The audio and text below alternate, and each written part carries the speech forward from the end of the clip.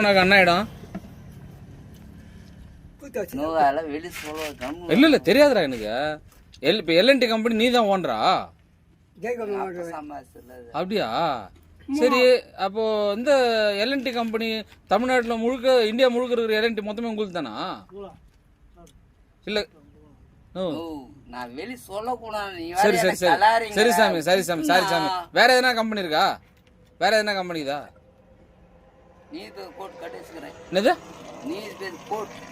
நீதி ஹைகோர்ட்டே நீங்க தான் கட்டினீங்களா?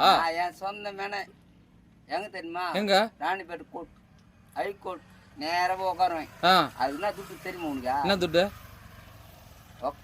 உனக்கு அதெல்லாம் தெரியாது. கம்மனு அதெல்லாம் இல்லப்பா, தெரியாதுப்பா எனக்கு, அதனால கேக்குறேன். எங்க அப்பா அம்மா சரி சொல்றேன். நான் இறகு தெரியும் கூடாதுன்னா. Okay okay. உண்மைனா மொத்த ஓடு ஊடே இறக்கினாங்களா? ஃபர்ஸ்ட் ஓடுதான்.